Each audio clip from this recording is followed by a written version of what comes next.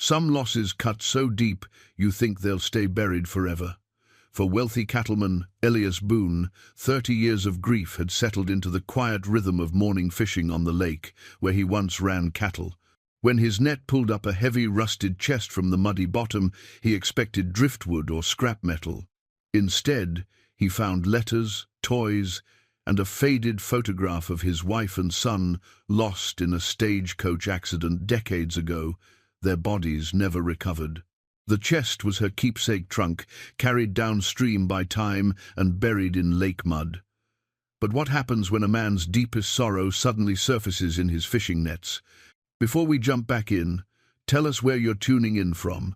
And if this story touches you, make sure you're subscribed, because tomorrow I've saved something extra special for you. The morning sun cast long shadows across the Boone Ranch, stretching 40,000 acres of Montana's finest grazing land beneath a sky so wide it seemed to swallow the earth whole.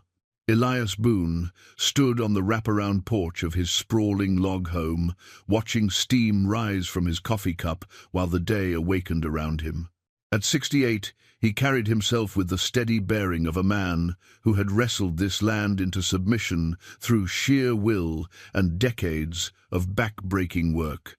The house behind him told the story of his success: hand-hewn timber beams, river rock fireplace that could warm half the county, and picture windows that framed the Rocky Mountains like living paintings. But for all its grandeur, the house felt hollow. Too many empty rooms, too many silent hallways where laughter should have echoed. "Morning, boss!" Jake Morrison's voice carried across the yard as the ranch foreman approached, his weathered face already showing the day's first smile. At 55, Jake had worked the Boone Ranch for nearly 20 years, watching Elias transform from a driven businessman into something closer to a hermit with livestock. "Morning, Jake." Elias nodded toward the horizon where cattle dotted the landscape like scattered pennies. "How are they looking today?" "Fat and happy. The new pasture rotation is working better than we hoped." Jake paused, studying his boss's face with the careful attention of a man who had learned to read moods like weather. "You seem different this morning. Something happened at the lake?" Elias's fingers tightened around his coffee cup.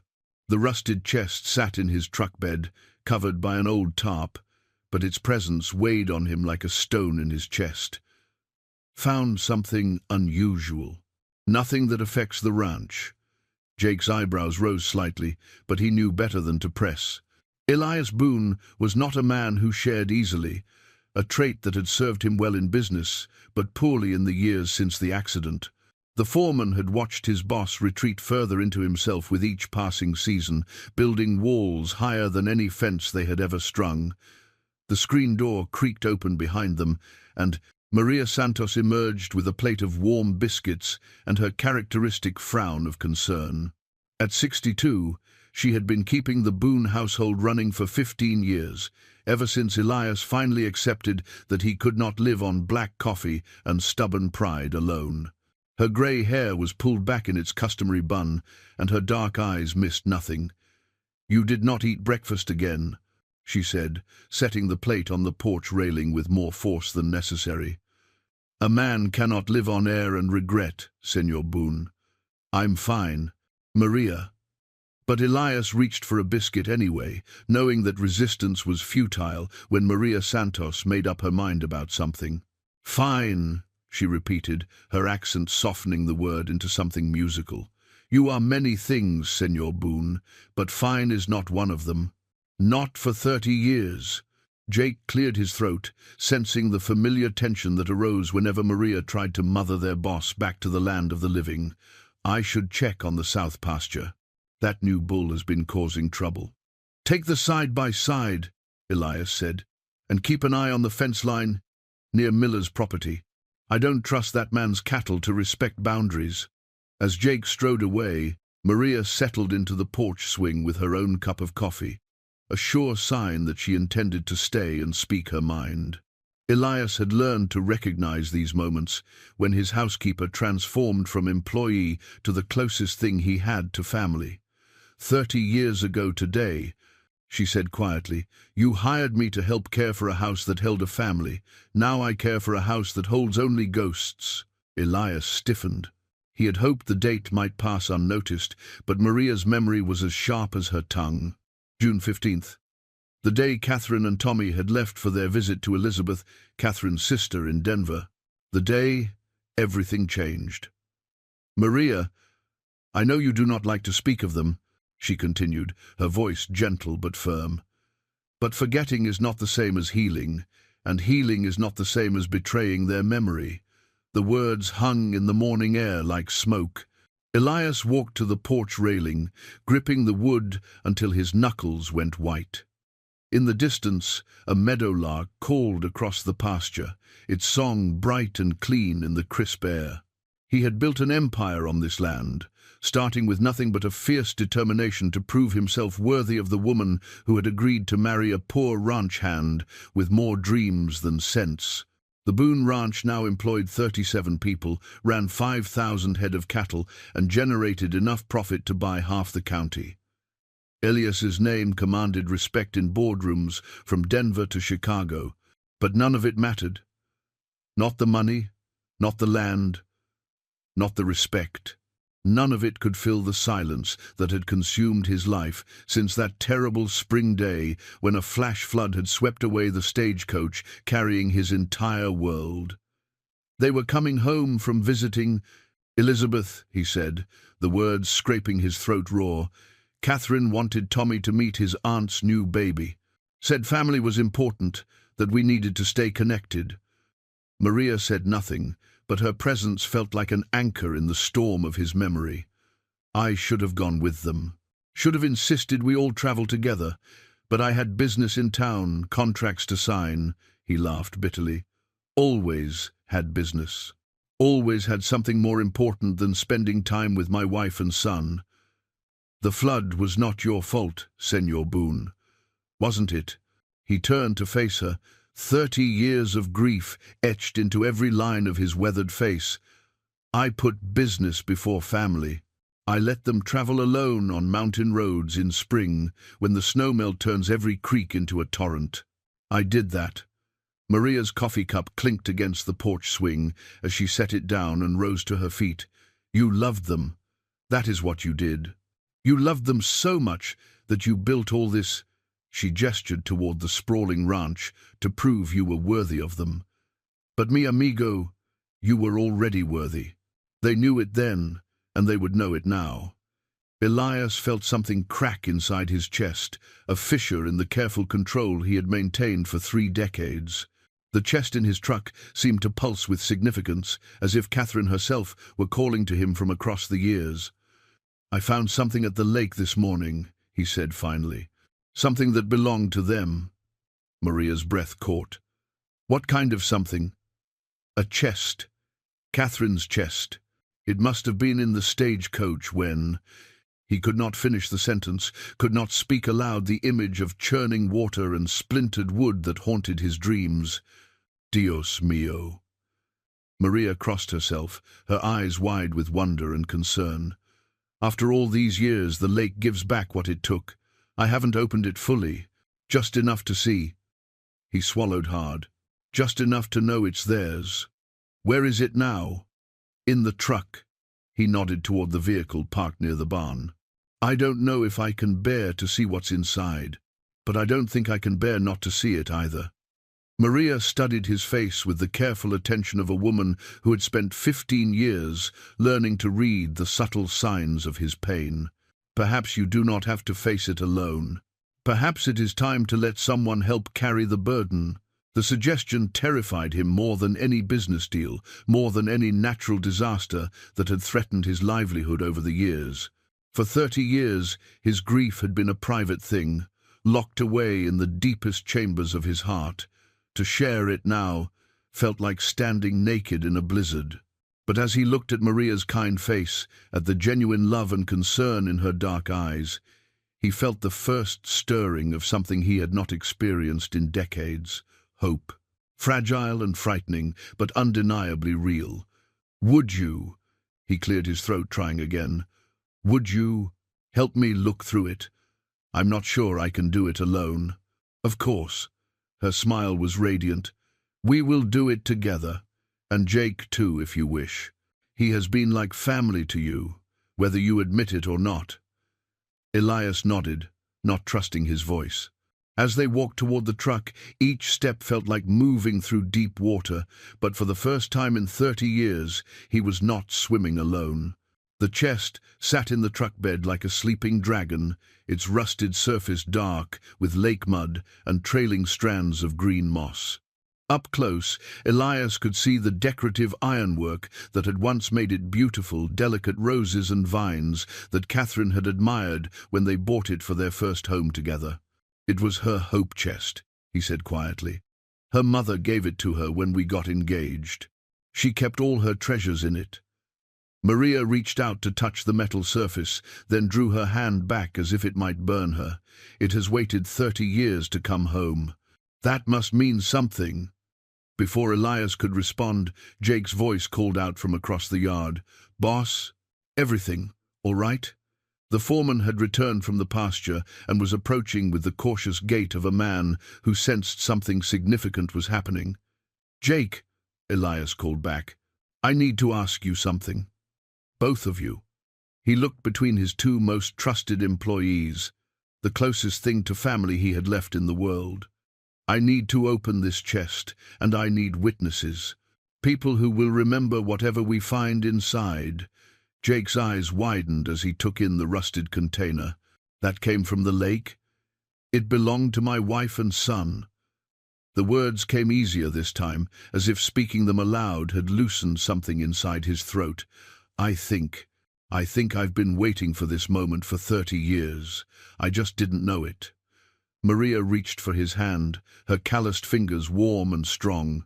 Then let us see what the lake has returned to you, Senor Boone. Let us see what Catherine has been keeping safe all these years.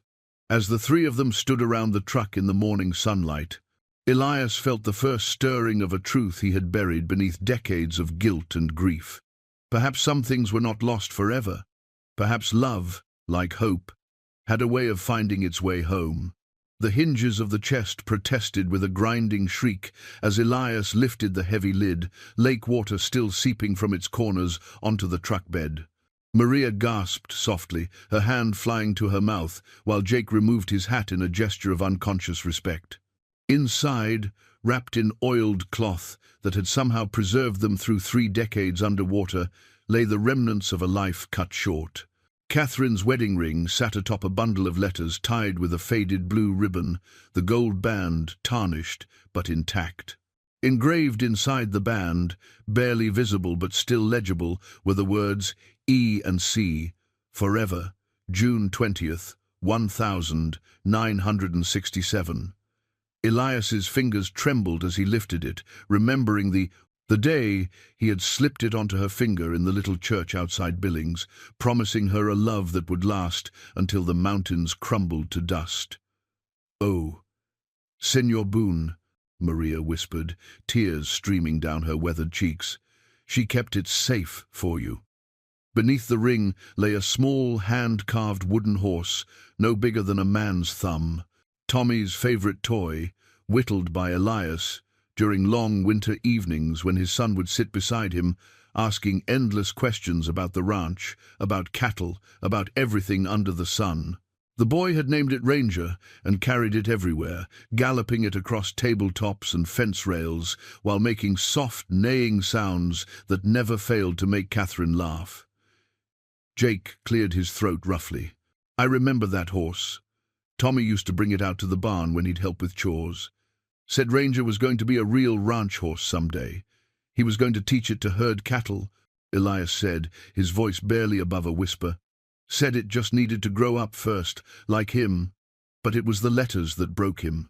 23 envelopes, each addressed in Catherine's careful script to different people, her sister, Elizabeth, her mother back in Kansas, her childhood friend, Margaret.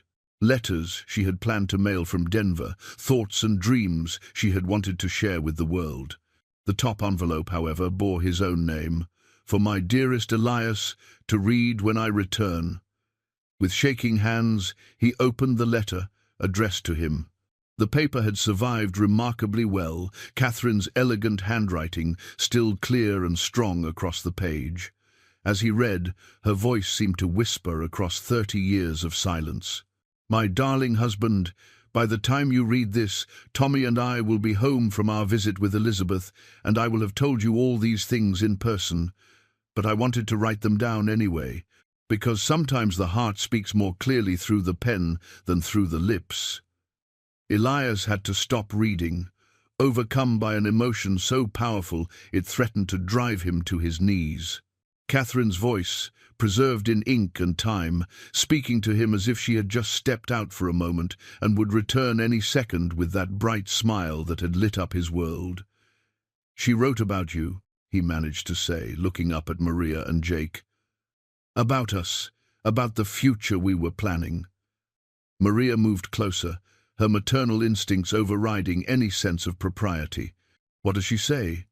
"She talks about expanding the ranch, about having more children. She had ideas for a garden behind the house, wanted to plant roses and vegetables." His voice cracked. "She says she loves watching me work with Tommy, teaching him about the land and the animals. She says I'm already the father she always dreamed their children would have." The words hit him like a physical blow. For 30 years, he had carried the crushing weight of believing himself a failure as a husband and father, a man who had prioritized business over family until it was too late. But here, in Catherine's own words, was proof that she had seen him differently.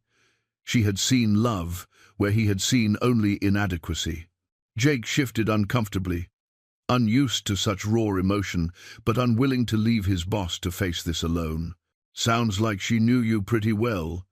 Better than I knew myself." Elias carefully folded the letter and tucked it back into its envelope. "There are others here," addressed to her family.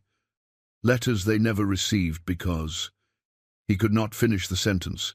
"Because the flood took them before they could be sent," Maria said gently. "But they were not lost. They were waiting for you to be ready to hear her voice again." Among the other items in the chest, Elias found a pressed flower collection, delicate blooms Catherine had gathered from their walks around the ranch, each one labeled with the date and location where she had found it. A small leather journal filled with her sketches of birds and wildflowers. Tommy's school report card from the spring of 1979, showing straight A's, and a teacher's note praising his bright mind and gentle spirit. But it was the unopened letter addressed to Elizabeth that gave him the most pause. Catherine's sister, whom he had not spoken to since the funeral 30 years ago. The sister who had blamed herself for the accident because Catherine and Tommy had been traveling to see her new baby. The sister who had tried to reach out to Elias in the months after the tragedy, only to be met with his stubborn, grief-stricken silence. "I should have stayed in touch with Elizabeth," he said, holding the letter up to the light as if it might reveal its secrets. "She was Catherine's only family left, and I shut her out because it hurt too much to see Catherine's eyes looking back at me from her face." "It is never too late to mend a fence," Jake offered, his rancher's wisdom extending beyond cattle and pasture land. "Sometimes the best time to fix something is right when you realize it's broken." Maria nodded emphatically.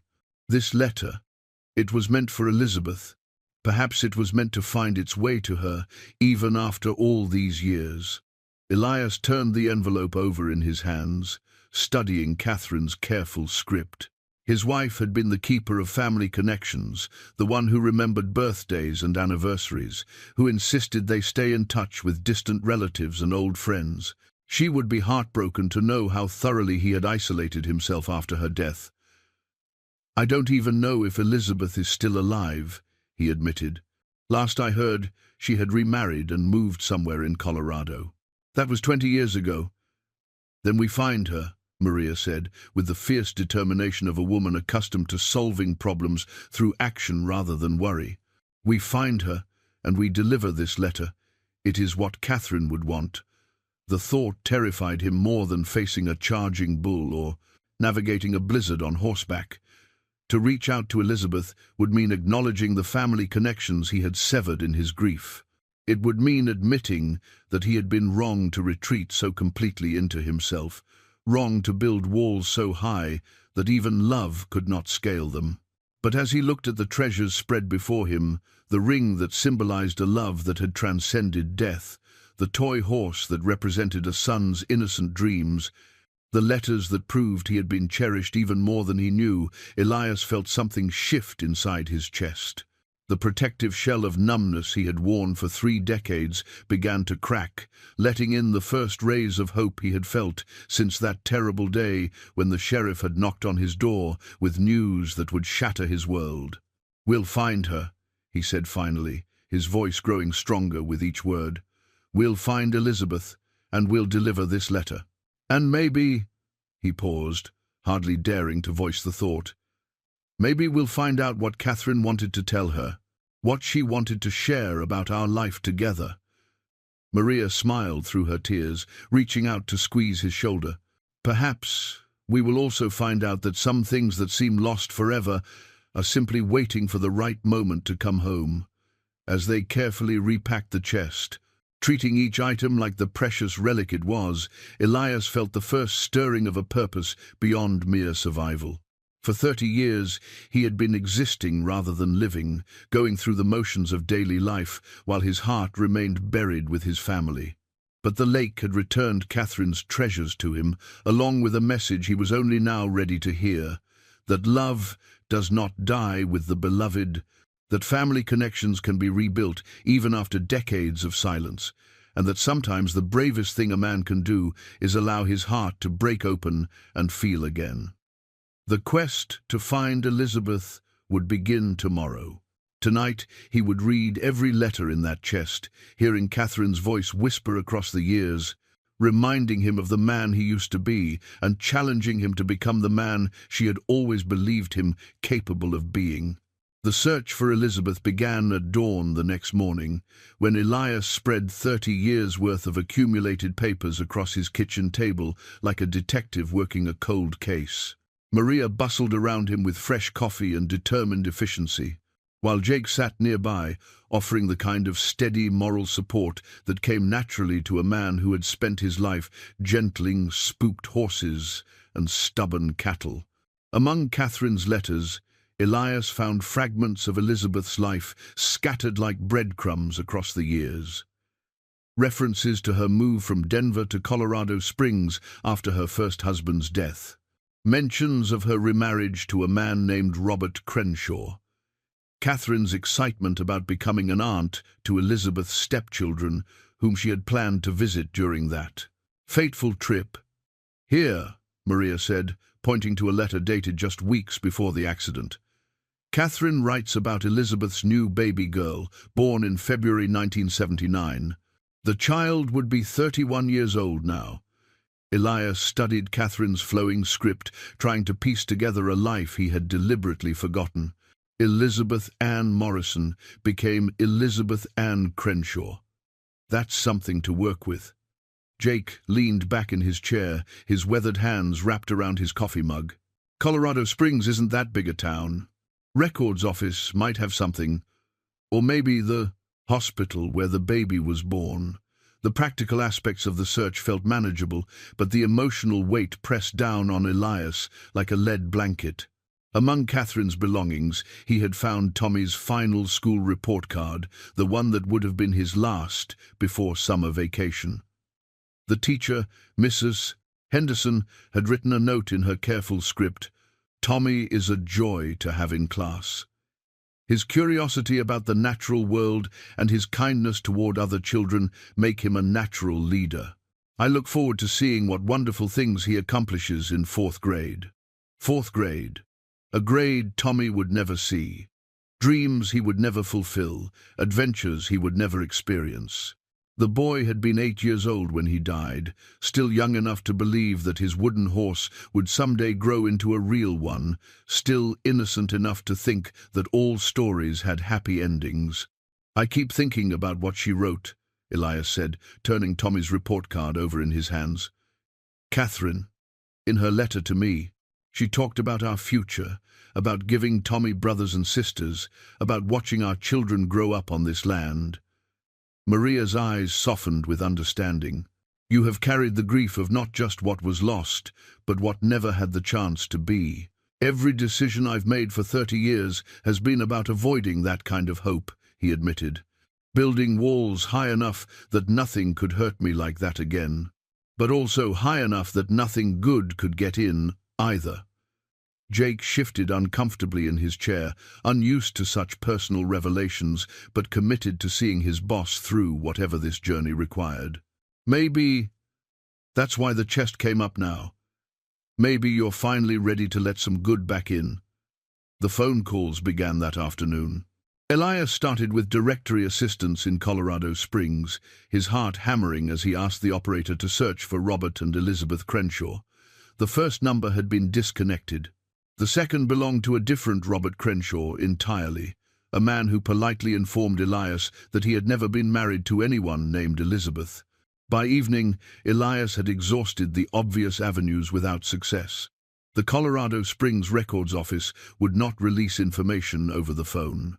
The hospital where Elizabeth's daughter had been born required in-person identification before they would confirm or deny any records.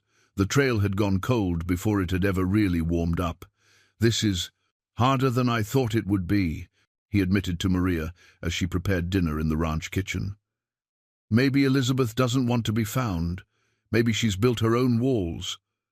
Or maybe," Maria said, stirring a pot of stew with the same steady rhythm she brought to all of life's challenges, "she is waiting for someone to knock on those walls. The same way you were waiting, without knowing it, for 30 years. That evening, Elias sat in his study reading Tommy's report card by lamplight. The boy's teacher had noted his particular interest in science, his questions about how plants grew and why animals behaved the way they did. Catherine had written in the margins proud notations about Tommy's curiosity and his plans to be a rancher scientist when he grew up. He wanted to improve the grass, Elias said aloud to the empty room, remembering conversations with his son that he had not allowed himself to think about for decades. Said he was going to invent grass that cows liked better, grass that would make them happier. The memory hit him with unexpected force. Tommy, earnest and 8 years old, explaining his grand plans while they walked the pastures together. The boy had been fascinated by the relationship between the land and the animals, already showing signs of the innovative thinking that might have transformed ranching in ways Elias could never have imagined. But those dreams had drowned with their dreamer in the spring floods of 1979, leaving behind only a wooden horse and a father too, broken to remember that love was meant to honor the living, not just mourn the dead. Unable to sleep, Elias walked out to the barn, where Jake was checking on a mare due to foal any day. The building smelled of hay and horses, leather, and the indefinable comfort of animals at rest. This was where he felt most at peace, surrounded by the rhythms of ranch life that had sustained him through 3 decades of grief. "Any luck with the search?" Jake asked, not looking up from the mare's stall. "Dead ends so far. But I'm not giving up." The words surprised Elias with their conviction. "For the first time in 30 years I have a purpose beyond just getting through the day. I'm not going to let Elizabeth slip away again." Jake nodded approvingly. "Sometimes the most important work takes the longest to finish. This mare here, she's been carrying this foal for 11 months. But when that baby comes, it'll be worth every day of waiting." As if responding to their conversation, the mare shifted restlessly in her stall, her sides heaving with the weight of new life. Nature's reminder that some things could not be rushed, that growth and healing happened in their own time, at their own pace. "I'm going to Colorado Springs myself," Elias decided. "I'm going to knock on doors if I have to, visit every record office and hospital until I find some trace of her." This letter, he patted his shirt pocket where he carried Catherine's unopened message to Elizabeth. "It's waited 30 years to reach its destination. I won't let it wait any longer." Jake smiled, the first genuine smile Elias had seen from his foreman in months. "About time you got off this ranch for something other than cattle sales. Maria and I can handle things here. You go find your family." The word hung in the barn like a prayer. Family. Something Elias had convinced himself he no longer had or deserved. But perhaps Jake was right. Perhaps it was time to discover whether the connections that mattered most could survive even 3 decades of neglect and grief. 3 days later, Elias found himself sitting at his kitchen table with a fountain pen in his hand and a blank sheet of paper before him, struggling to find words that had been buried beneath 30 years of silence. Outside, a spring storm rattled the windows, while inside, the weight of unspoken grief pressed down on him like the low-hanging clouds that obscured the mountain peaks. He had decided to write to Elizabeth before making the trip to Colorado Springs, reasoning that a letter might accomplish what a surprise visit could not. But how do you reach across 3 decades of silence? How do you explain why a man who once called you sister simply vanished from your life when you needed him most? "Dear Elizabeth," he wrote, then stopped. The words felt inadequate, formal and cold, when what he wanted to convey was the opposite. He crumpled the paper and started again. "Elizabeth, I don't know if you'll remember me, or if you'll want to after all these years of silence on my part. My name is Elias Boone, and I was married to your sister Catherine. Better, more honest, but still missing something essential, an acknowledgement of the pain he had caused, the family connections he had severed in his grief. Maria found him there an hour later, surrounded by crumpled attempts and looking more frustrated than she had seen him since the day he had tried to repair the barn roof himself and ended up hanging from the eaves like a scarecrow. "Writing is harder than ranching," she observed, settling into the chair beside him with her own cup of coffee. "I don't know what to say to her. How do you apologize for disappearing from someone's life when they needed you most? How do you explain that grief made me so selfish I couldn't see past my own pain?" Maria studied the scattered papers, then reached for Catherine's pressed flower collection, which had become Elias's constant companion since discovering the chest. The small leather-bound book contained dozens of delicate blooms, each one carefully preserved between sheets of waxed paper and labeled in Catherine's neat handwriting. "Bluebells from the North Pasture, May 15th, 1978, Maria read aloud. "Wild Roses from the Creek Bank, June 3rd, 1978. "Indian Paintbrush from the High Meadow, July 20th, 1978. She looked up at Elias with understanding in her dark eyes. She saw beauty everywhere, your Catherine. She collected moments of joy like other people collect coins. Elias nodded, remembering how Catherine would stop during their walks to exclaim over a particularly perfect wildflower or an interesting rock formation. She had possessed an artist's eye for beauty and a child's capacity for wonder, qualities that had made even the most ordinary ranch tasks feel like adventures when she was beside him. "She tried to teach me to see the way she saw," he said, "always pointing out colors I missed, shapes in clouds, the way light moved across the grass at different times of day. I was too busy thinking about profit margins and breeding schedules to really listen." "But you listen now," Maria pointed out. "When you walk the property each morning, I see you stop to look at things the way she did. Her eyes live in yours now, whether you realize it or not." The observation struck him with unexpected force.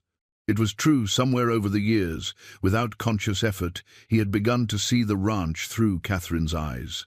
He noticed wildflowers blooming in fence corners, appreciated the way morning light painted the barn walls gold, paused to watch hawks circling overhead with the same fascination she had shown. "Maybe that's what I tell Elizabeth," he said slowly. "That Catherine's way of seeing has never really left this place, that her love is still here, in the land she helped me build into something beautiful." With renewed purpose, he took up his pen again. "Elizabeth, 30 years ago I lost more than a wife and son. I lost my way entirely. In my grief, I cut myself off from everyone who had loved Catherine, including you. I told myself it was too painful to maintain those connections, But the truth is simpler and more shameful. I was too broken to think about anyone's pain but my own. 3 days ago, something extraordinary happened. While fishing the lake where Catherine and I used to walk, my net pulled up a chest from the bottom, Catherine's hope chest, lost in the flood that took them from us. Inside, I found letters she wrote, but never had the chance to send, including one addressed to you. I don't know what she wanted to tell you, but I know it was important enough for her to carry that letter on her final journey. I also know that I have no right to ask anything of you after so many years of silence. But if you're willing to see me, I would like to bring Catherine's letter to you myself. I think it's time I learned what my wife wanted to share with her sister, and perhaps it's time I tried to rebuild the family connections I was too afraid to maintain. I understand if you would prefer not to reopen old wounds, but if you're willing to give a foolish old man a chance to make amends, I will travel wherever you are to deliver what Catherine wanted you to have.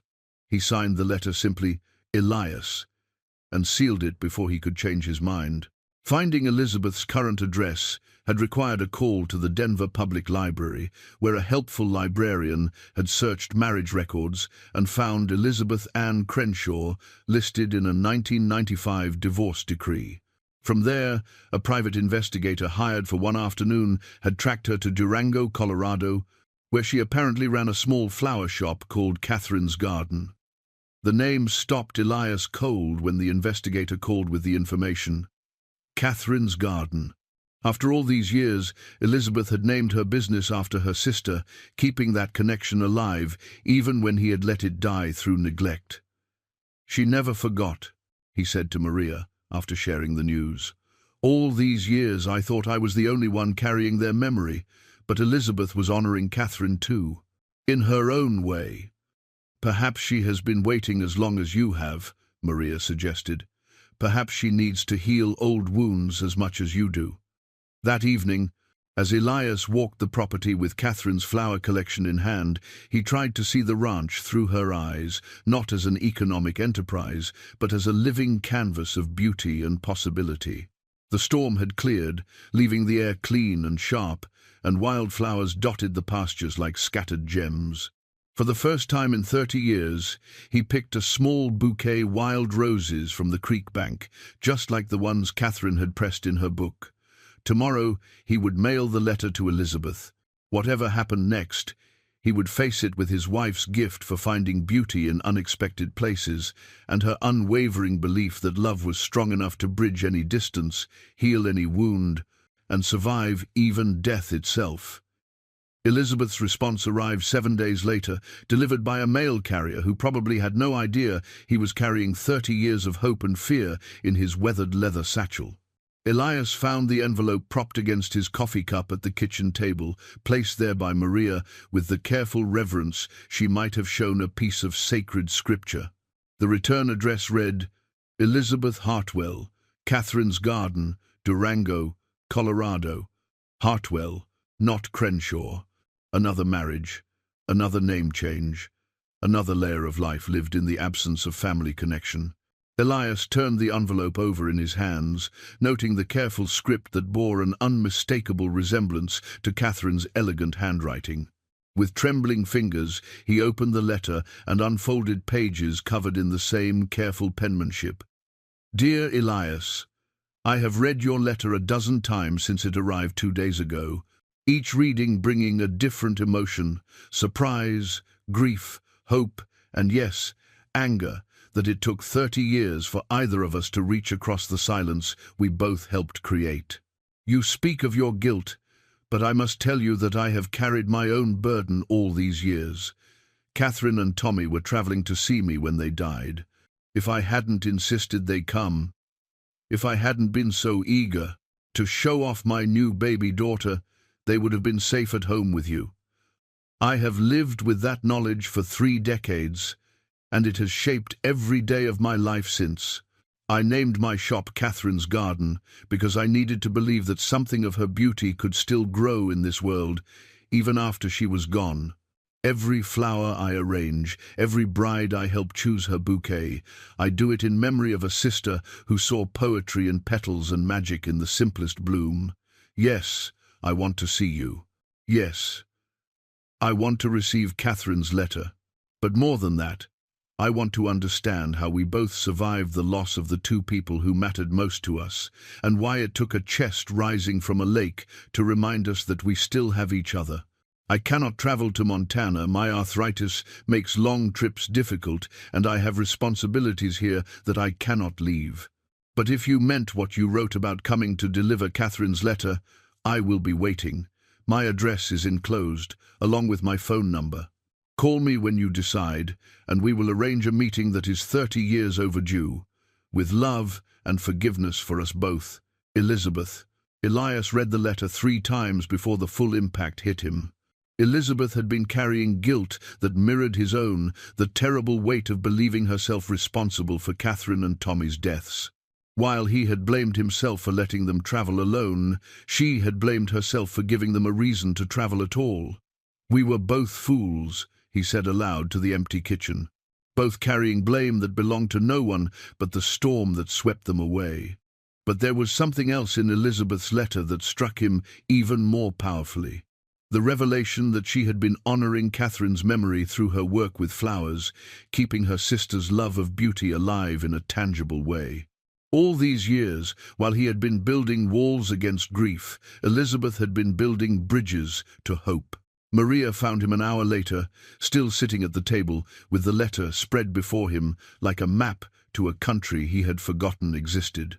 "Good news or bad news?" she asked, settling into the chair beside him with the ease of long familiarity. "Complicated news," he replied, handing her the letter. "She wants to see me, but she's been carrying the same guilt I have. She thinks she's responsible for their deaths because they were coming to visit her." Maria read quickly, her eyebrows rising as she took in Elizabeth's words. "Dios mío. 30 years, you have both been punishing yourselves for something neither of you could control." "I need to see her," Elias said, "not just to deliver Catherine's letter, but to help her understand that she's not to blame, that neither of us is to blame." Jake appeared in the doorway, drawn by the sound of serious conversation. "Everything all right?" "Better than all right," Maria said, waving Elizabeth's letter. "Senor Boone is going to Colorado to mend a heart that has been broken as long as his own." The practicalities of the trip loomed large. Elias had not traveled beyond the county borders in 15 years, had not stayed in a hotel since a cattle auction in Denver that had ended badly when he realized how much the world had changed in his absence. The thought of navigating airports and rental cars, of sleeping in unfamiliar beds and eating in strange restaurants, filled him with a dread that had nothing to do with grief and everything to do with how small his world had become. Among Catherine's belongings, he found Tommy's hand-drawn map of the ranch, a child's treasure that showed secret hideouts and adventure spots with the boundless imagination of an 8-year-old explorer. Tommy had marked a dozen locations with elaborate drawings: the Dragon Cave, actually a root cellar, the pirate ship, an old wagon frame, the castle, a rock outcropping near the creek. Looking at his son's map, Elias realized how much wonder he had lost along with his family. When had he stopped seeing magic in ordinary places? When had he forgotten that adventure could be found in his own backyard? That joy was as close as the next sunrise. "I want to take this with me," he told Maria, holding up Tommy's map. "And Catherine's flower book. I want Elizabeth to see how they lived, not just how they died." "A fine idea," Maria agreed. "Show her the children they were, the dreams they carried. Show her that their lives were about more than their ending." That evening, Elias called Elizabeth's number, his heart hammering as the phone rang across the miles. When she answered, her voice carried the same musical quality he remembered from 3 decades past, though seasoned now with years and experience. "Elizabeth, this is Elias." "I was hoping you would call," she said, and he could hear tears in her voice. "I was afraid you might change your mind." "No," he said firmly. No more changing minds, no more silence. I'll drive down next week if that works for you. I have things to show you, things of Catherine and Tommy's that you should see. I have things to show you too, she replied. Letters I wrote to you over the years but never sent. Photographs of Catherine from when we were girls. Stories about her that you might not know. As they made arrangements for his visit, Elias felt something shift inside his chest, a loosening of the tight bands of grief that had constricted his heart for so long. The journey to Colorado would be about more than delivering a letter. It would be about reclaiming a connection that death had interrupted but never truly severed, about learning that family could survive even the longest silence, and about discovering that healing often required the courage to share our deepest wounds with those who understood them best. The drive to Colorado took Elias through country he had not seen in decades, winding mountain roads that carried him past forests of aspen and pine, through valleys where wildflowers painted the meadows in broad strokes of purple and gold. Catherine's recipe book lay on the passenger seat beside him, its pages filled with handwritten instructions for the meals she had loved to prepare for their small family. He had discovered the book while packing for the trip, tucked beneath other treasures in the chest, like a secret waiting to be revealed. Page after page of Catherine's careful script detailed not just ingredients and cooking times, but family memories woven into every recipe. Tommy's favorite cornbread, add extra honey. He says it tastes like sunshine. Elias's birthday cake, chocolate with vanilla frosting, the same recipe his mother used, makes him smile every time. Reading her notes was like hearing Catherine's voice again, full of love and attention to the details that made a house into a home. She had understood something that he had forgotten in his years of solitary existence, that food was more than sustenance, that the act of preparing meals for loved ones was itself a form of prayer, a daily offering of care and connection. The hotel in Durango felt alien after 30 years of sleeping under the same Montana sky. The walls seemed too thin, the sounds too foreign, the bed too soft for a man accustomed to the firm mattress he had shared with Catherine decades ago. Elias lay awake, listening to traffic and strangers' voices through the windows, clutching Tommy's wooden horse like a talisman against the unfamiliarity of the world beyond his ranch. At 3 a.m, unable to sleep, he called the ranch. Jake answered on the second ring, sounding alert despite the hour. "Boss? Everything all right?" "Can't sleep," Elias admitted. "This place feels wrong. Too many people, too much noise. I forgot how big the world was outside the ranch." Jake's chuckle carried across the miles, warm and reassuring. "First night away from home is always the hardest. Remember when I went to my sister's wedding in Minneapolis? Called you from the hotel parking lot, ready to drive straight back to Montana. But you stayed. I stayed because I had something important to do, just like you do. How are you feeling about tomorrow?" Elias considered the question seriously. Tomorrow he would meet Elizabeth face to face for the first time in 30 years, would deliver Catherine's letter and share the treasures that had emerged from the lake. Tomorrow he would begin the work of rebuilding a family connection that grief had severed. Terrified, he said honestly. "What if she's changed too much? What if I have? What if we don't know how to talk to each other anymore?" "Then you'll figure it out as you go," Jake said, with the practical wisdom that made him invaluable as a ranch foreman and irreplaceable as a friend. "You've got Catherine's letter and her memories to guide the conversation. Sometimes the best words come when you stop trying so hard to find them." After hanging up, Elias picked up Catherine's recipe book and turned to a page she had titled "Sunday Dinners for Family."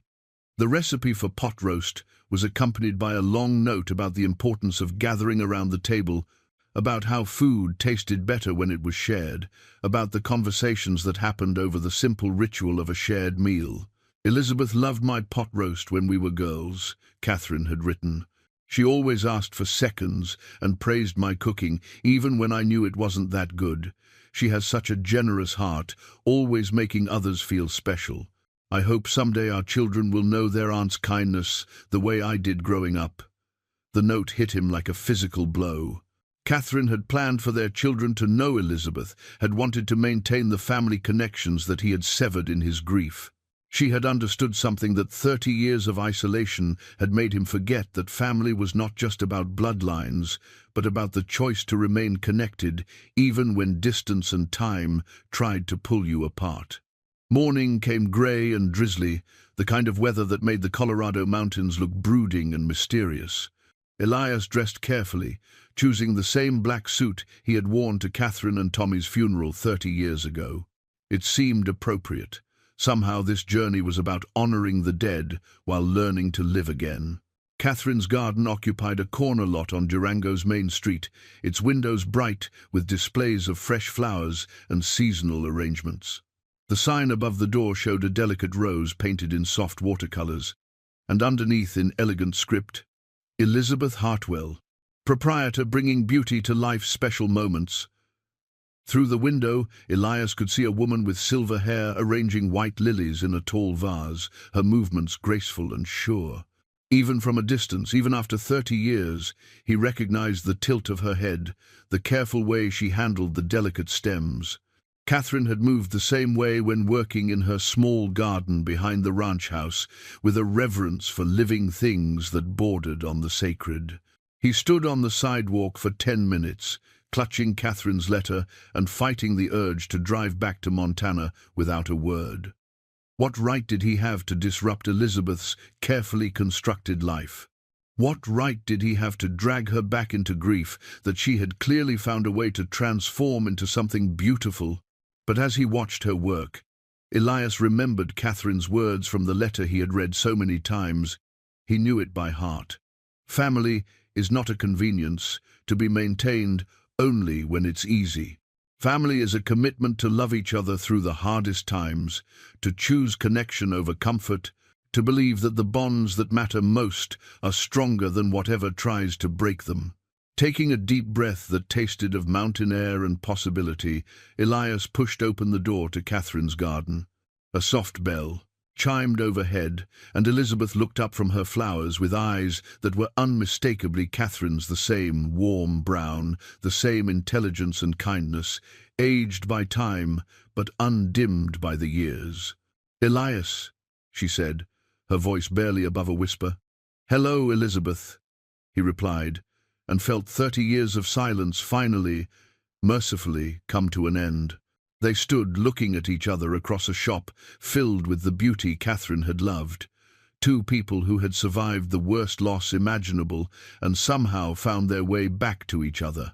In Elizabeth's eyes, Elias saw his own grief reflected and understood, and for the first time in 3 decades, he did not feel alone with his sorrow. "I brought her letter," he said, his voice thick with emotion, "and some things I thought you should see. Things that show how much she loved you, how much she wanted you to be part of our lives." Elizabeth's eyes filled with tears, but her smile was radiant. "I have things to show you too. So many things I've been saving for this day without even knowing it." Elizabeth closed the flower shop early, turning the hand-painted sign to closed and drawing the curtains with the careful deliberation of someone preparing for a sacred ritual. She led Elias through the workroom behind the main shop, past buckets of fresh flowers and tables covered with ribbon and wire, to a small office that felt more like a shrine than a workplace. The walls were covered with photographs: Catherine as a young woman, Catherine on her wedding day, Catherine holding baby Tommy with a radiance that seemed to illuminate the black and white print. But it was the corner desk that stopped Elias cold. There, arranged with museum-like precision, sat a collection of letters still in their envelopes, each one addressed to him in Elizabeth's careful handwriting. "I wrote to you," Elizabeth said softly, following his gaze. "Every year, on the anniversary of the accident, every Christmas, every time something reminded me of Catherine, or when I needed to tell someone who would understand how much I missed her." She touched the top envelope with trembling fingers. "I wrote 47 letters over 30 years, and I never sent a single one." Elias stared at the stack of correspondence, overwhelmed by the revelation that Elizabeth had been reaching across the silence all along, had been trying to maintain the connection he thought was irreparably severed. Why didn't you send them? Because I was afraid, she admitted, settling into a chair across from him. Afraid you blamed me for their deaths, afraid that hearing from me would only make your pain worse. Afraid that you had moved on and didn't want reminders of what you had lost. I blamed myself, Elias said, his voice barely above a whisper. I thought if I had gone with them, if I hadn't let business come first, they would still be alive.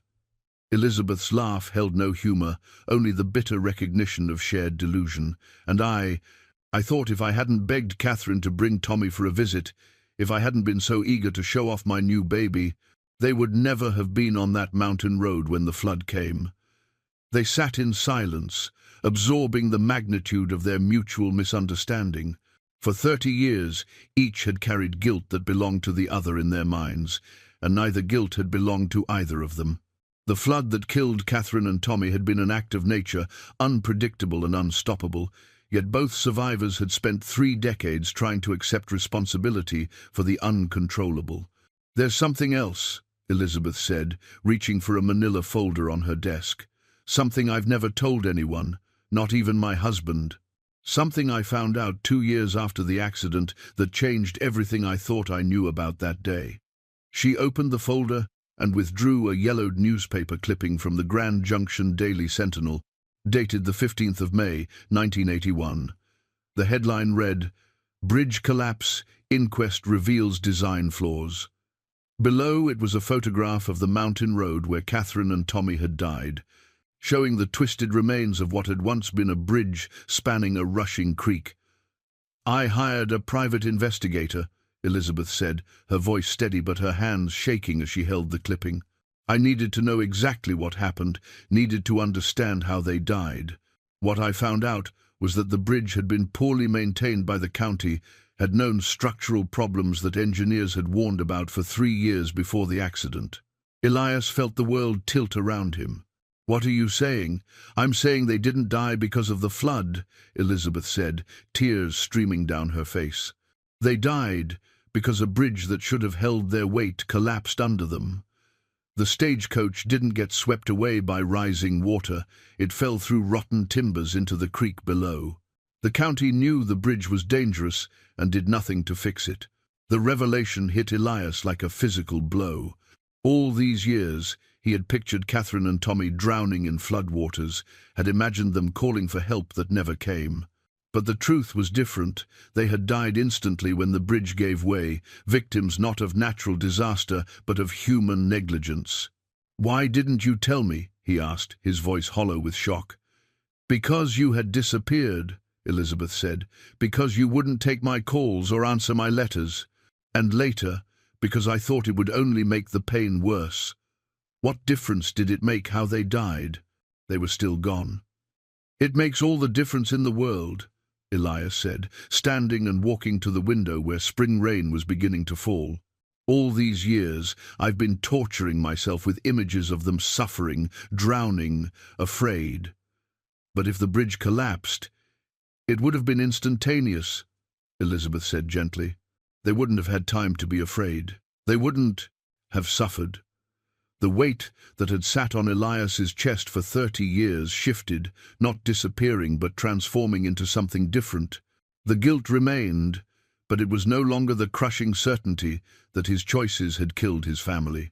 They had died through no fault of his, no fault of Elizabeth's, no fault of anyone except bureaucrats who had ignored engineers' warnings about a dangerous bridge. "I sued the county," Elizabeth continued. "Used the settlement money to start the flower shop, to create something beautiful in Catherine's memory. But I've never been able to enjoy the victory, if you can call it that. Justice for the dead doesn't bring them back." Elias turned from the window to find Elizabeth watching him with the same expression of desperate hope he felt in his own heart. "You've been carrying this alone for 28 years?" "I've been carrying everything alone," she said. "The guilt, the truth, the memories. Just like you have. We've both been so afraid of causing each other more pain that we've lived with unbearable pain instead." On impulse, Elias reached into his jacket and withdrew Catherine's letter, the one she had written to Elizabeth but never had the chance to send. Maybe it's time we stopped carrying everything alone. Maybe it's time we read what Catherine wanted to tell you. Together." Elizabeth's hands trembled as she took the envelope, studying her sister's familiar handwriting as if it were a message from beyond the grave. "Are you sure? This was meant for me, but after 30 years. After 30 years, I think Catherine would want us both to hear her voice," Elias said. "I think she'd want us to stop punishing ourselves and start honoring the love she believed in." Elizabeth nodded and carefully opened the envelope, unfolding the letter with the reverence due a sacred text. Catherine's voice seemed to fill the small room as Elizabeth read aloud. "My dearest sister, I am writing this on the train to Denver, watching Tommy color in his book while the mountains slide past our window. He is so excited to meet his new cousin, and I am so grateful that you have given me another reason to believe in the future. Elias worries that I travel too much, that I take too many risks, but I want our son to know his family, to understand that love extends beyond the boundaries of our ranch. I want him to know his Aunt Elizabeth, who taught me that courage is not the absence of fear, but the decision to love despite fear. I have been thinking about Mother's words to us when we were girls. That family is not just about sharing blood, but about choosing to share life. You and I have chosen each other again and again, through childhood scrapes and young woman's heartbreaks, through my wedding day and your divorce, through all the seasons of sisterhood. I want you to know that if anything ever happens to me, if Elias ever seems lost or alone, please don't let him disappear into his grief. He has such a big heart, but he guards it so fiercely. Help him remember that love is not diminished by sharing it, that joy is not betraying the memory of sorrow. Tell my son stories about his mother when she was young and foolish and brave. Tell him that love is the strongest force in the universe, stronger than fear, stronger than loss, stronger even than death. All my love, always and forever, Catherine." The silence that followed was not empty but full. Full of recognition, of forgiveness, of the understanding that they had both been living according to Catherine's wisdom without realizing it. She had known that love required courage, that family demanded the willingness to risk pain for the sake of connection, that healing meant choosing hope over fear. She knew, Elizabeth whispered. Somehow, she knew we would need each other. And she knew we were too stubborn to admit it, Elias added, wiping tears from his eyes. But she also knew that love was patient enough to wait 30 years for us to figure it out. Outside, the rain had stopped, and afternoon sunlight was streaming through the windows of the flower shop, illuminating the photographs of Catherine and casting everything in the golden light of forgiveness and new beginnings. 3 weeks after returning from Colorado, Elias stood in the early morning light of his kitchen, studying the sketches spread across the table like blueprints for rebuilding his heart. Catherine's garden plans lay before him in all their careful detail, hand-drawn diagrams showing where to plant roses and lavender, where to place the stone bench she had dreamed of, where to create the walking paths that would wind between flower beds and vegetable plots. Elizabeth had found the sketches among Catherine's papers, preserved all these years in a cedar chest that had somehow survived when so much else was lost. The drawings were dated from the winter before the accident, when Catherine had spent long evenings planning the garden that would transform the bare ground behind the ranch house into something beautiful and purposeful. She wanted to plant healing herbs, Elias said to Maria, who was measuring coffee and listening with the patient attention she brought to all important conversations. Chamomile for calm, lavender for peace, rosemary for remembrance. She wrote notes in the margins about which plants would help with which troubles. "Your Catherine was a wise woman," Maria observed. "She understood that gardens heal more than just the ground they grow in." The decision to create Catherine's garden had emerged naturally from his visit with Elizabeth, who had agreed to come to Montana for the memorial ceremony they were planning. It would be the first time she had visited the ranch since Catherine's wedding 30 years ago, the first time the sisters' dreams would be honored in the place they had called home. Jake appeared in the doorway, mud on his boots and satisfaction on his weathered face. "The soil's ready," he announced. "Turned and amended, just like the extension office recommended. That ground behind the house is going to grow whatever you plant in it." Over the past weeks, the entire ranch had become involved in the garden project. Jake had supervised the soil preparation with the same careful attention he brought to pasture management. Maria had contacted local nurseries to source the specific plants Catherine had sketched. Even the hired hands had contributed, clearing rocks and building the stone borders that would define the garden beds. "Elizabeth called last night," Elias said, folding Catherine's garden plans with careful reverence. "Her flight gets in Thursday morning. She'll stay through the weekend for the memorial service." "How are you feeling about seeing her again?" Jake asked, settling into his customary chair at the kitchen table. The question required honest consideration. The reunion with Elizabeth had cracked something open inside Elias's chest, had allowed light and air into spaces that had been sealed shut for 30 years. But it had also awakened feelings he was not sure he was ready to handle: grief that was fresh as yesterday's pain, love that had never died despite his best efforts to bury it, and hope that felt as fragile as spring ice on the lake. "Nervous," he admitted. "Good nervous, but nervous all the same. We've started something that we can't take back, Elizabeth and I. Once we honor Catherine and Tommy properly, once we create this memorial, there's no pretending anymore that they're not gone or that we don't need each other." Maria's smile was gentle but knowing. "Perhaps that is exactly what you need. No more pretending, no more hiding from the truth. Catherine is gone, but her love is not. Tommy is gone, but his joy is not.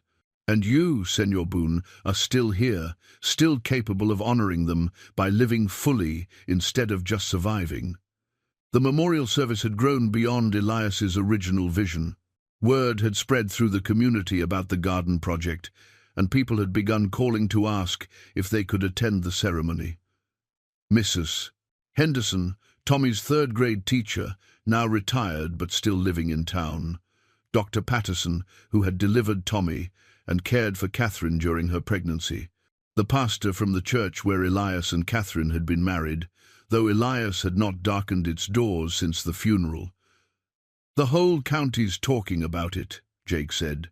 "Folks remember Catherine and Tommy fondly. They want to pay their respects, want to be part of honoring their memory." The idea of so many people witnessing his grief terrified Elias, but it also felt right in a way he could not fully explain. Catherine had been beloved in the community, known for her kindness and her bright spirit. Tommy had been the kind of child who charmed adults and befriended every animal on the ranch. They deserved to be remembered by everyone whose lives they had touched, not just by a grieving man who had spent 30 years trying to forget. In his study that evening, Elias worked on the speech he would give at the memorial service, struggling to find words that could encompass 30 years of love and loss, regret and redemption. The pages around him were covered with false starts and crossed-out sentences, attempts to capture emotions too large for language. Catherine's flower book lay open beside him, its pressed blooms still vibrant despite their age. Each flower was labeled not just with its name and date, but with a memory Catherine had wanted to preserve. "Wild roses from the creek bank, June 3rd, 1978. Picked these while Tommy chased butterflies, and Elias pretended not to watch us from the barn." The note made him smile despite his tears. She had known, even then, that his gruff exterior hid a heart that melted every time he watched his family find joy in simple things.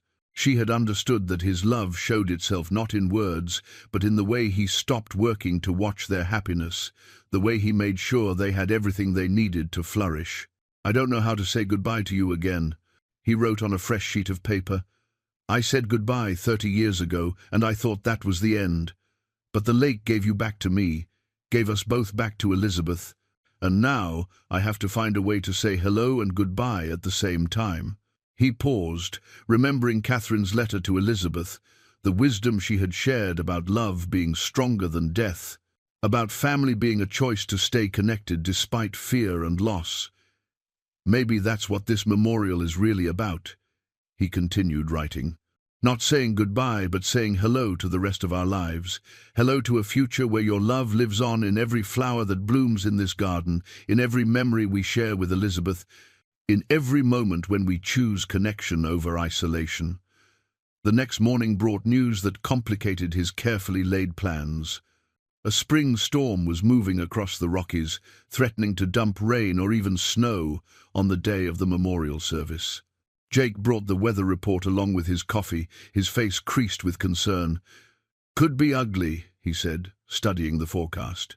"Heavy rain at minimum, possibly snow above 6,000 feet. We might need to move the ceremony indoors." "No," Elias said immediately. "Catherine planned this garden to be outside, under the sky she loved. We'll hold the service here no matter what the weather brings. She never let a little rain stop her from doing what mattered." Maria looked up from her breakfast preparation, eyebrows raised. "You would risk everyone's health for sentiment?" "I would honor my wife's memory the way she would have wanted," Elias replied firmly. Catherine loved storms. She used to stand on the porch during thunderstorms, watching the lightning and breathing in the rain-washed air. She said storms reminded her that the world was bigger than whatever troubles we carried. As if summoned by their conversation, Elizabeth called that afternoon with news of her own. "I'm bringing something special," she said, her voice bright with excitement despite the crackling phone connection. "Something I think Catherine would have wanted at her memorial service." "What kind of something?" "A surprise. But I will say this, it has to do with the garden plans you showed me."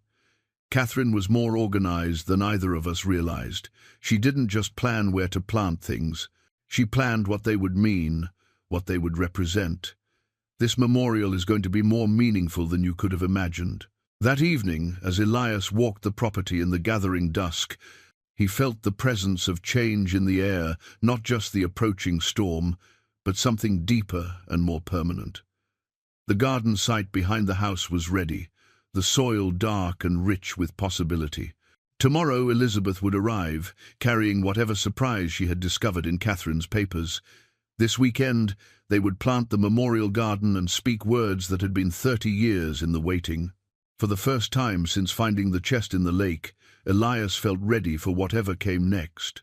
The fear was still there, but it was balanced now by something stronger, the knowledge that he was not facing this alone, that Catherine's love had found a way to bring her scattered family back together, and that some things were worth the risk of hoping again.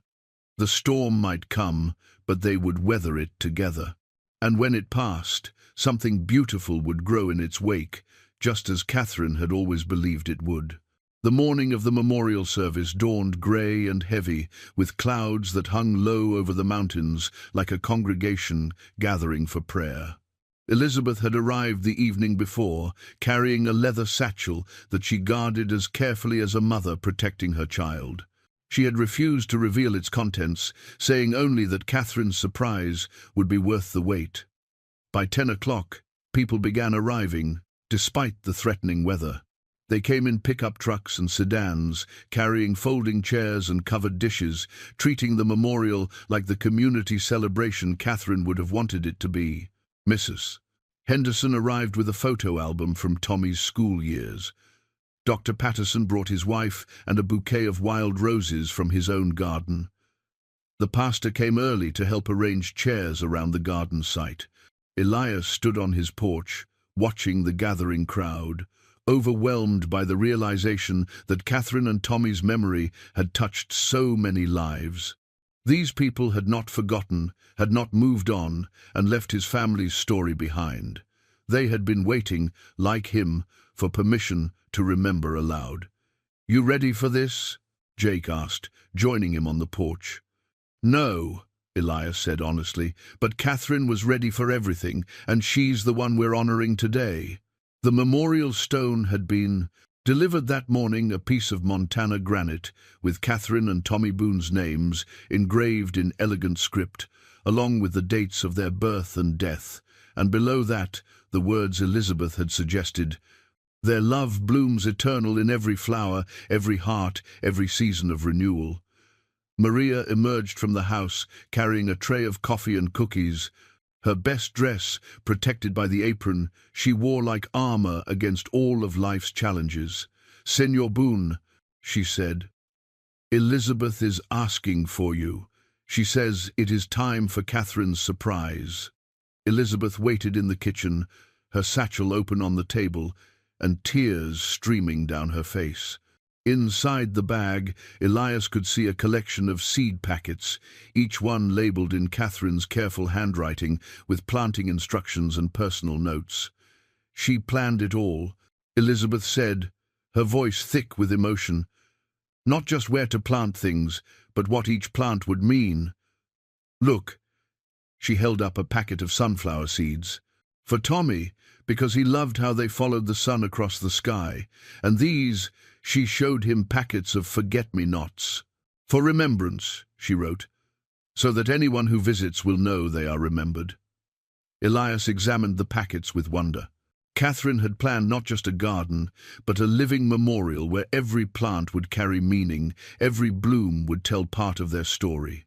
There were marigolds for devotion, sweet peas for lasting pleasure, morning glories for love that transcends death.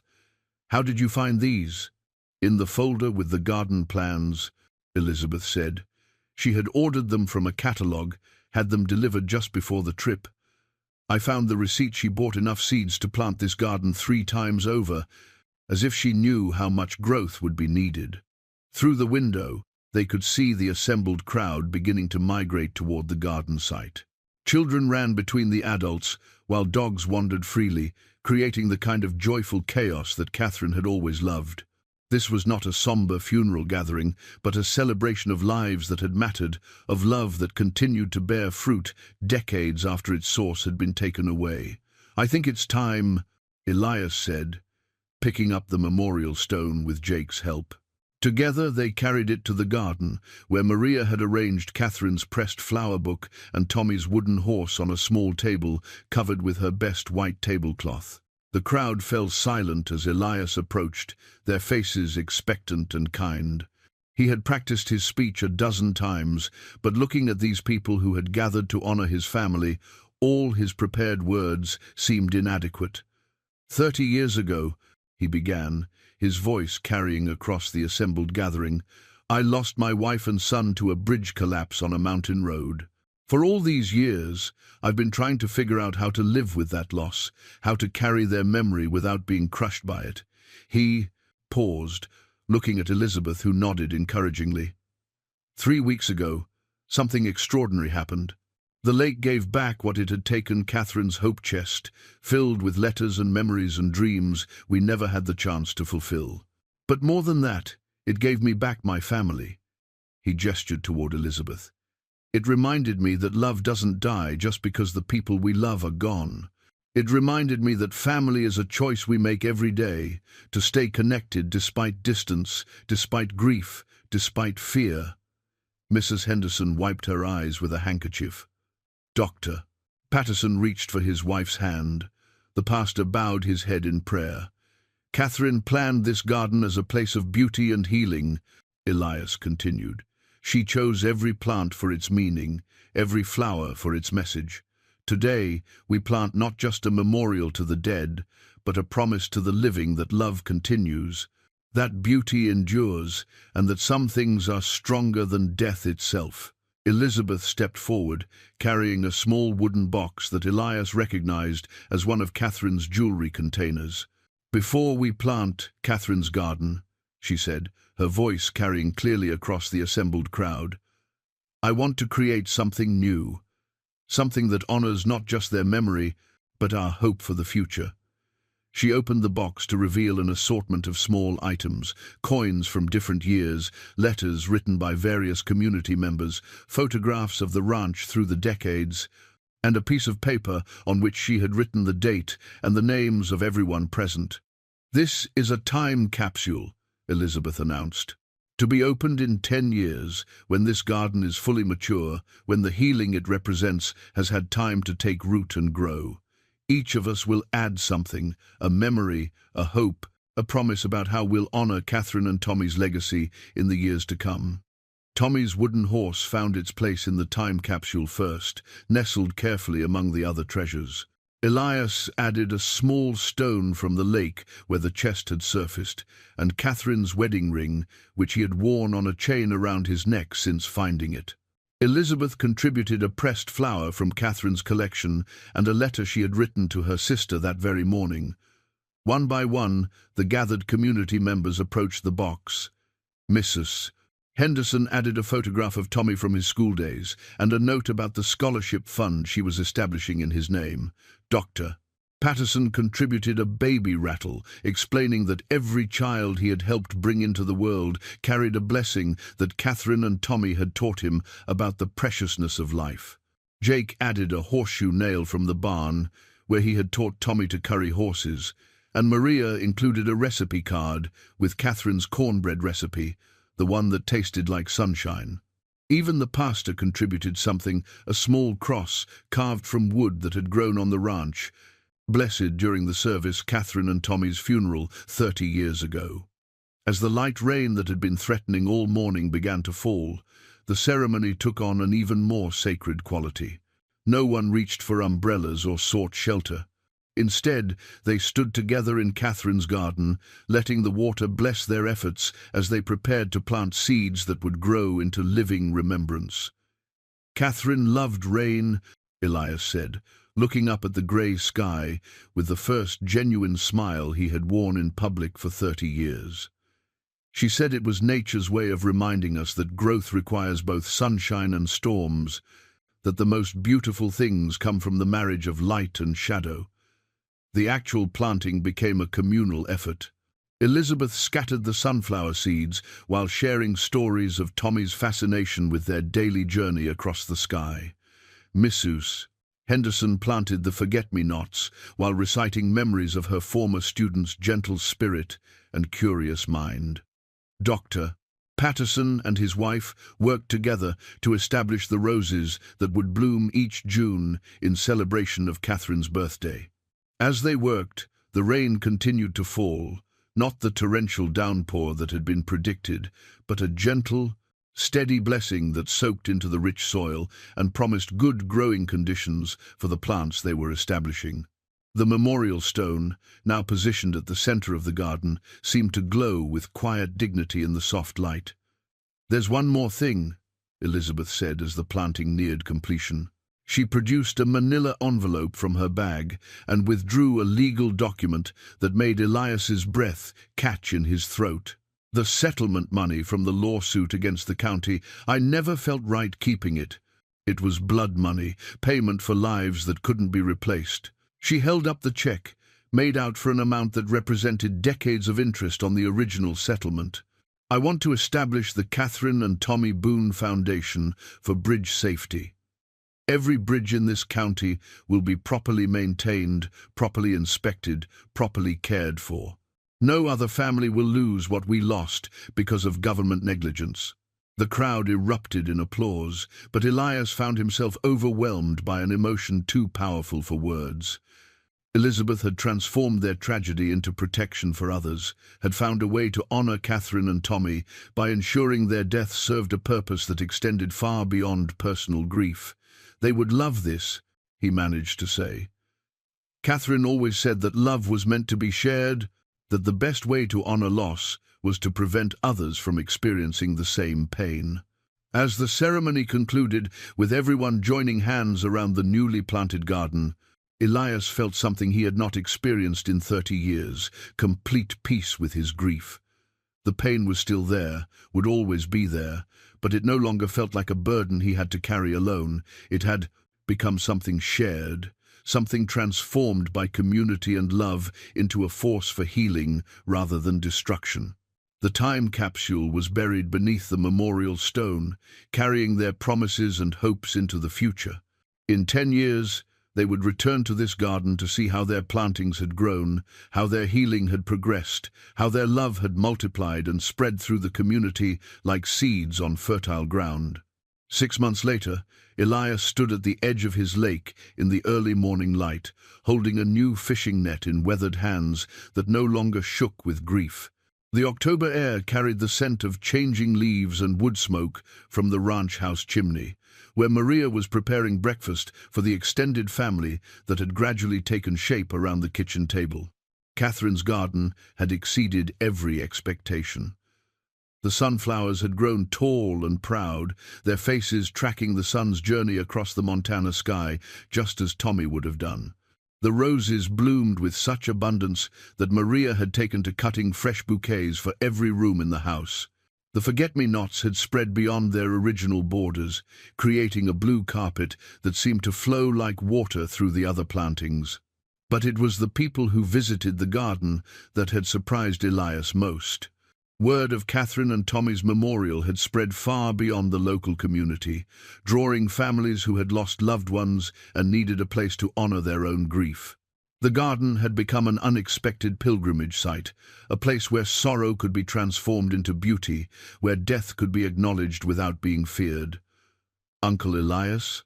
The voice belonged to Sarah, Elizabeth's daughter, who had driven up from Colorado with her own children for the autumn visit that had become a cherished tradition. At 31, she carried her mother's grace and her Aunt Catherine's smile, along with a warm acceptance of the uncle she had never known existed until this year. "Good morning, Sarah," Elias called back, setting down his net to embrace his great-nephew Michael and great-niece Emma, who had run ahead of their mother through the morning mist. At 8 and 6, they were the same age as Tommy and Catherine would have been when their imagined siblings were born, and their presence filled a hollow space in Elias's heart that he had not even known existed. "Mama says you're going to teach us to fish today," Emma announced, her eyes bright with the excitement that reminded Elias painfully and joyfully of Tommy's endless enthusiasm for new adventures. "If that's what you'd like to learn," Elias said, hefting his new net. "Though I should warn you that fishing requires patience, and patience is something that has to be practiced like piano scales or multiplication tables." Michael, serious in the way that 8-year-old boys could be when contemplating important matters, studied the lake with the concentration of a future rancher. "Mom says you found a treasure chest in this lake. Is that really true?" "The truest thing that ever happened to me," Elias replied. "But the real treasure wasn't the chest itself. The real treasure was what it taught me about family and love, and how some things that seem lost forever are just waiting for the right moment to come home." Elizabeth emerged from the ranch house, carrying thermoses of hot chocolate and wearing the comfortable smile of a woman who had found her way back to where she belonged. The past 6 months had brought her to Montana once a month, sometimes with Sarah and the children, sometimes alone when she needed the quiet peace that only the ranch could provide. "The foundation received another donation yesterday," she said, settling on a fallen log that served as an impromptu bench. "A family in Wyoming whose son was killed in a bridge collapse 2 years ago. They want to help prevent other tragedies."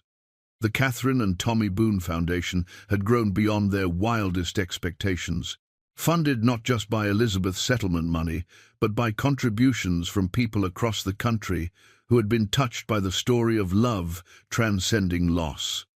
Already, they had funded safety inspections for 43 bridges in rural counties, mandated engineering reviews for dozens more, and established an emergency fund for families affected by infrastructure failures. "Catherine would be proud," Elias said, watching his great-niece attempt to catch minnows with her bare hands, while her brother explained more efficient fishing techniques. She always believed that good could come from even the worst circumstances if people were willing to work together. Jake approached from the barn, leading a gentle mare saddled for the children's riding lesson. At 56, he had officially become ranch foreman emeritus, training Sarah's husband David to eventually take over operations while Elias gradually transitioned from owner to grandfather figure. The arrangement suited everyone. Jake got to mentor without carrying full responsibility, David learned ranching from a master, and Elias discovered the joy of having genuine partners in the enterprise that had once isolated him from human connection. "The new bulls are settling in well," Jake reported. "David's got good instincts for reading cattle. Give him another year and he'll be ready to run this place without either of us looking over his shoulder." Maria's voice carried across the yard, calling everyone to breakfast with the authority of a woman accustomed to being obeyed by men, children, and occasionally stubborn livestock.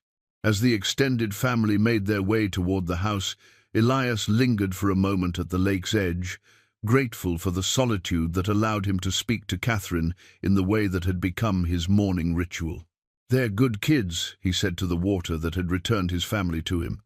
Tommy would have loved teaching them about the ranch, showing them secret places and telling them stories about how things grow. "I think I'm finally learning to do those things for him." The new fishing net felt different in his hands, lighter somehow, though it was identical in construction to the one that had pulled up the rusted chest 6 months ago. This one carried no weight of desperate solitude, no burden of grief that threatened to drag him down into the depths. This net was a tool for sharing joy rather than seeking sorrow, for teaching children about patience and wonder rather than drowning in memories of loss. As he walked toward the ranch house, where laughter spilled from windows bright with morning light, Elias understood that healing was not about forgetting the past or moving beyond grief. Healing was about allowing love to grow larger than loss, about choosing connection over isolation, about trusting that some things were indeed stronger than death itself. The lake behind him reflected the autumn sky like a mirror, its surface calm and accepting, ready for whatever treasures the future might bring to light.